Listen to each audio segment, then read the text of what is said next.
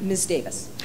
Mrs. Davis, as mayor, how will future economic development function within your administration? Specifically, who will lead the charge? What will define its success, and what are your priorities when it comes to economic development? As far as economic development is concerned, the person that needs to be able to lead the charge would be the individual that understands that we are operating in a new world order, a new economic world order. I know that local businesses have always been the drivers of our economy, and we want to support them through tax incentives so that they can expand their businesses, but we got to connect globally as well. That's proven in scholarly research through MIT, through Harvard, through Oxford, and on down the line. And your successful organizations are connecting globally, but also we've got to remember that we've held constant in Akron at about 17% in productivity, constant in the United States at 20%. So we've got to look at ways of maintaining that competitive edge. But keep in mind, we're in a global economy. This is a new world order, and people need to understand that and look past the rhetoric and understand that we've got to trim where we can, and there are various models that have been proven effective. Lean Six Sigma, you know, with your GM, they paid the government back, I think it's GM, but a lot of them are adopting these new business models, and guess what? They're working, but we have to be willing to make that sacrifice. Okay. Councilman Williams. Thank you. First of all, we need a shift in how we are doing economic development here in the city of Akron. The focus on foreign travel, that has to change. We have to focus in on our small and medium-sized businesses that are here in our community, that have provided the building blocks and have provided the strength for this community. Most of us know and remember when the rubber jobs left. What kept this community afloat were those small and medium-sized businesses, and we have not been addressing their needs and concerns. We have to establish close relationships with them.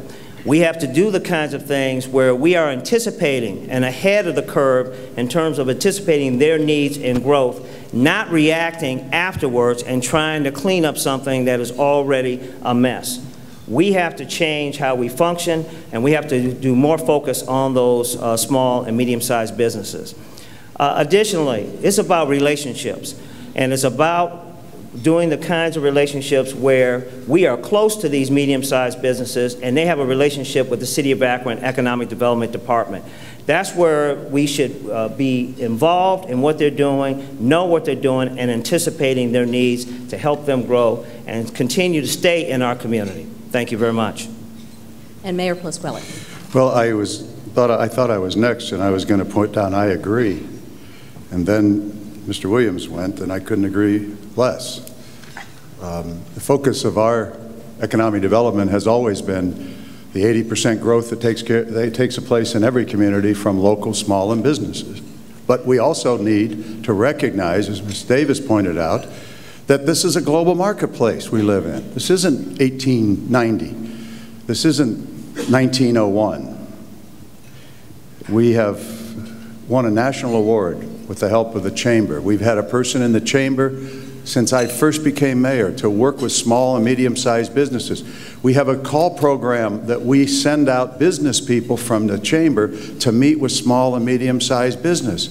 My opponent acts like he doesn't even know that that exists, and we've won a national award for that. It's been as long as I've been mayor that we have had this outreach program that has won a national award. But we also, as Ms. Davis said, we can't ignore $228 billion of reverse investment that came to the United States last year. We should be in that market. And I'll tell you one thing, it's because I believe in Akron. We can compete with anyone. We shouldn't let all the jobs go to North Carolina and South Carolina.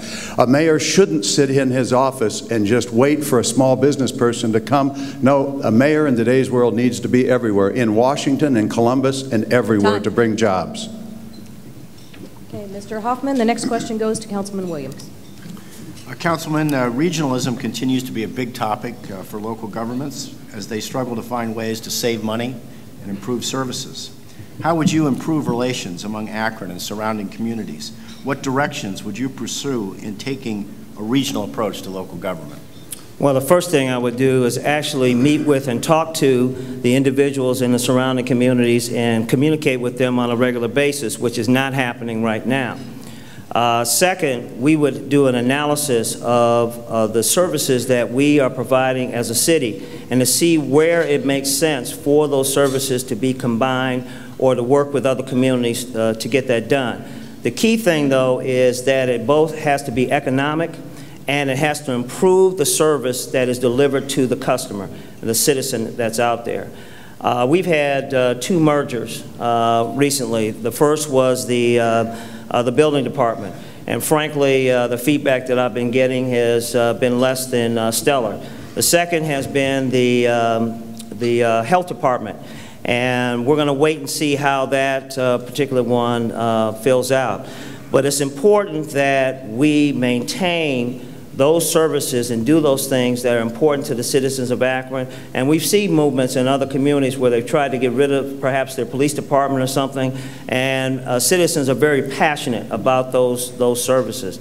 So there has to be a balance between what we do, and there has to be input from the citizens as we are doing it.